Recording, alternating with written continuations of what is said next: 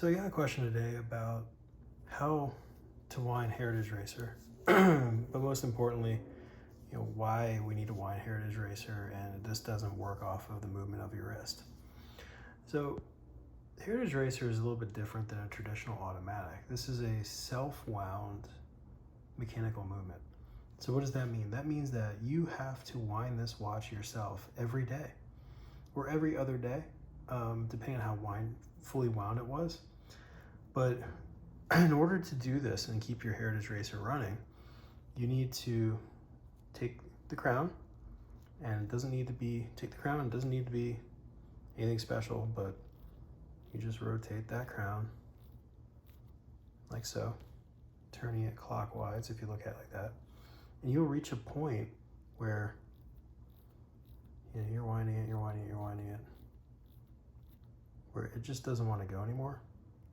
You don't want to, rip it or anything like that, but you'll reach a point where you can feel not want to wind anymore. That then means that this is good for the next 40 plus hours. So what does that mean? That means that every morning, if you want, you can then just rewind it all the way back up, and now it is completely ready to run for that day. And this is different than, say, an automatic watch like this one here, because on this watch, you have a rotor on the back here that rotates, and that will tell you, that will keep the watch wound with just movement of your wrist. This is what's called an automatic movement. Heritage Racer uses a mechanical movement that's self-wound. So you yourself have to wind it every day.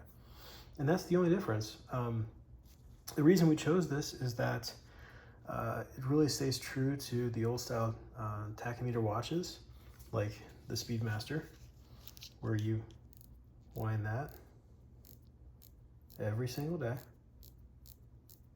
just like Heritage Racer. And it too will reach that natural end point where you don't want to wind it anymore. And that's good for another day. Heritage Racer is identical to that. The other thing that you can do with Heritage Racer, how do you work the tachymeter?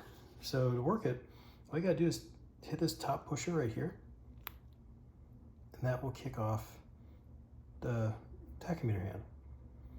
Now you can use this as a chronograph as well as a tachymeter.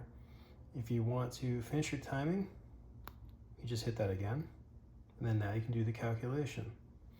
If you want to reset it, you hit this bottom pusher, and you're back to normal starting position.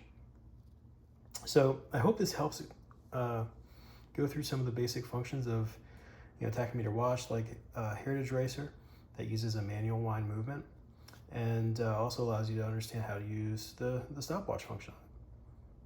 If you have any other questions about this watch or any of our watches at La Terrain, just leave a comment below. Like us, follow us, subscribe, everything.